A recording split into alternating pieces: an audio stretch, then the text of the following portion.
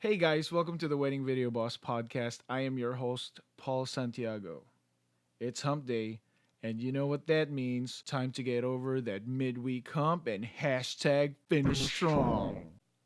Too much?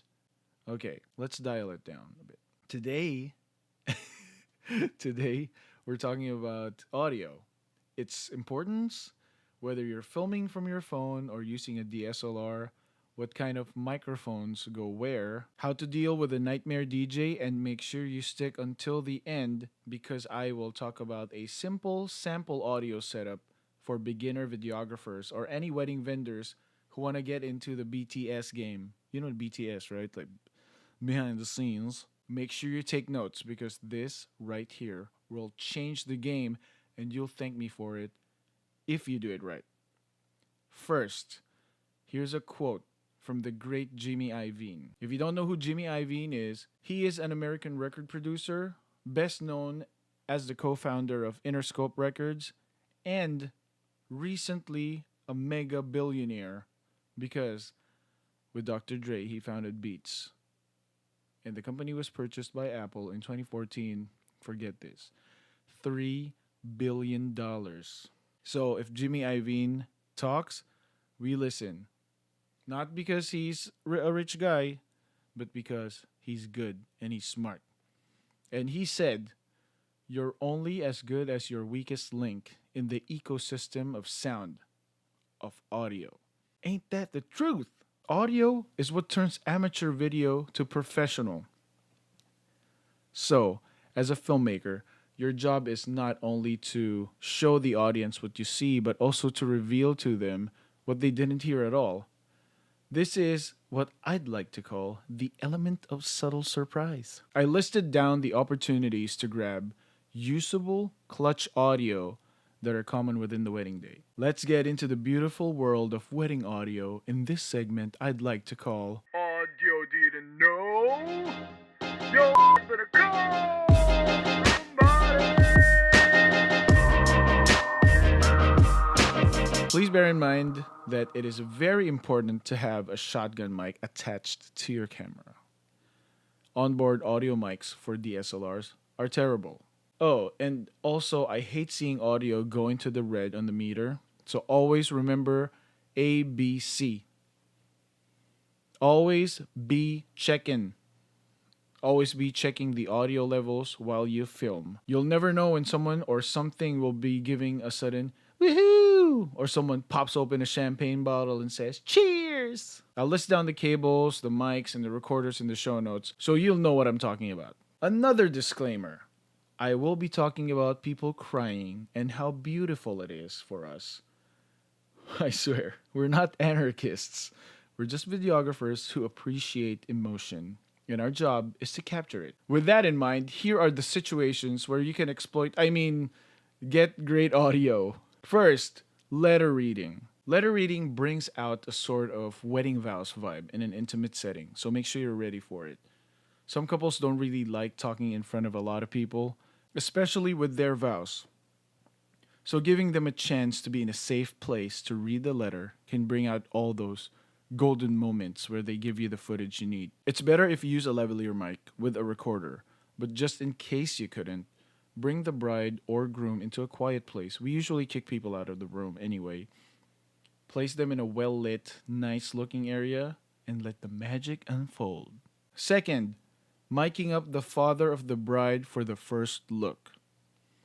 Dad will always have a tender spot for his baby, so seeing her in the wedding dress for the first time will almost guarantee a cinematic moment. You know, even Asian dads lose it, and it's beautiful. But most of the time, the Asian or Hispanic dads don't really show emotion. But the brides do, so it'll still be a win, especially if it wasn't planned. Next, miking up the groom for the first look. Well, you probably know how this one goes. Depending on the preference of the couple, this can also be a first touch or a letter reading while they're standing back to back. But it almost always brings out whatever we need for our shots. Now, we go to the ceremony. Another disclaimer.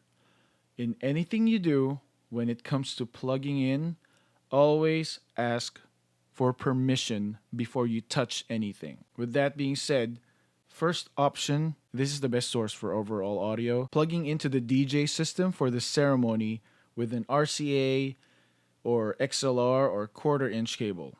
Do not skip this one. Next, plugging the recorder behind the speakers with an XLR or a quarter-inch cable. This is good contingency audio, just in case the DJ doesn't have a system for the ceremony.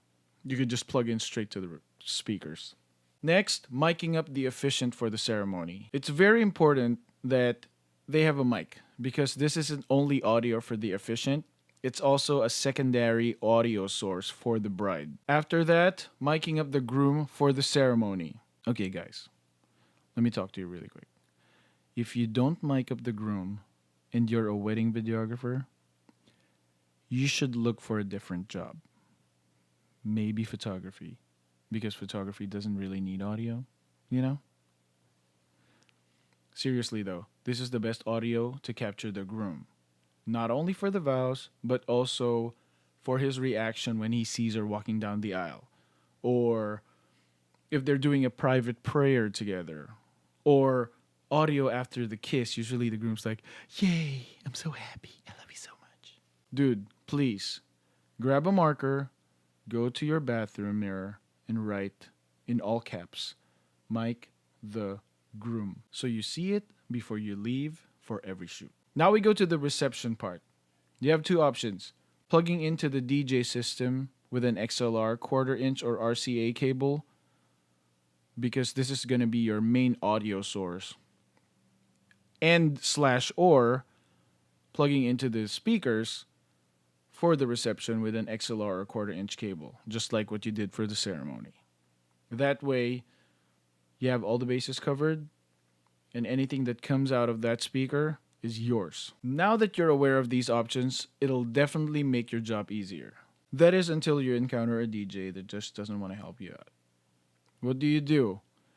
I saw a post earlier about a videographer asking a DJ a week before the wedding if she can plug in her recorder in his system, and this is his response: "I do not allow, per my insurance, any audio feeds out for recording. You must be self-sufficient with your recording apparatus. Again, per my contract, I do not provide or allow any audio feed for videography." What a team player, right? I can't wait to work with this guy. If only I were allowed to fight fire with fire. Man, I'd love to respond like, "Thank you so much, dear sir. You pretty much solved my problem," because the bride really wants great audio for the ceremony and speeches. And as per my contract, we have the ability to capture it as long as we have access to the audio source, which is you. So now, I don't have to deal with an angry bride giving me a bad review anymore because of your email. I hope your insurance company has good lawyers. Thanks, can't wait to work with you so that it's over and done, and see you next week. But since I love my job, I'll email him like, "Hi, Gary." I'm just assuming that everyone's Gary. "That's very unfortunate news because the bride wants clear audio for the speeches, and you're the only source for it. I only use recorders, so there's no frequency. And I can send you the links to the ones I use, or I can show them to you at the wedding, since I usually hand the DJ my recorder anyway, and they're the ones who plug it into their systems." Honestly, in many years I've been doing this is the first time I've ever had a wedding DJ not let us plug in. So I don't really have an answer for the bride if she emails me after the wedding and asks what happened with the audio. Is there any other option that we could do together so that we can finish this wedding on a high note and without a hitch? I really don't want to get a bad review. Thanks for hearing me out. Love, Paul. There you go. Instead of me dealing with the problem, I gave the problem to him. That way, he can't blame me, and he'll pretty much cave in, but I'll brush his ego by saying, "Thank you so much, dude. You're the best. I owe you one. I hope to never work with you again. God bless." Now, let's go to the much-awaited simple audio setup. Remember when I said that the audio is the difference between amateur and professional video? We use this recorder called Sony ICD-PX. It's probably one of the really good, affordable recorders out there that already comes with a microphone. Get this. It has a built-in 4 GB flash memory, which means it could record up to 173 hours of maximum recording time and up to 32 hours of battery life for extended recording. It has noise cut for noise-free recording, and we probably use two of these at a wedding, at least. I know you're asking yourself, what does this mean? I'll tell you what it means. Since it could go up to 173 hours to record and 32 hours battery life, and you work, like 12 hours in a day? If you're a wedding planner, you can mic yourself up in the beginning of the day, start recording, and whenever your assistant films you working or talking to people, you get clear audio to add dimension to your BTS videos. You can be far away from the camera and they can still pick up your audio, which means you can do a nice intro for your site like, "Hi, my name is Paula, and this is Paula the Planner Events, Coordination and Planning Style Services LLC." Or something impromptu for testimonials with your couples. You could just stand right next to them, have your assistant film you, and you could ask them questions like, "What do you think? It looks great. Thanks for all your help, Paula." Just capture the audio and video, and you can ask a video editor to sync it for you. Voila! Instant content. And you save money. Wedding videographers, you'll never feel more at ease at an event when you know that you have at least 3 audio sources plugged in and running. For wedding vendors, you're welcome. Feel free to email me if you want to know more about the Sony recorder and how to use it.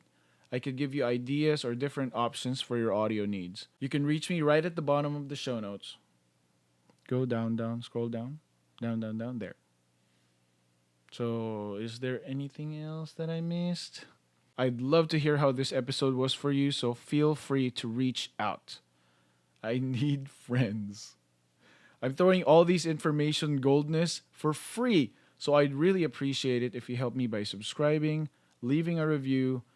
Thanks to those who already did it, and I'll see you on the next episode of the Wedding Video Boss podcast. Till then, play nice if you can't win. Be nice if you're good looking. Boss man out.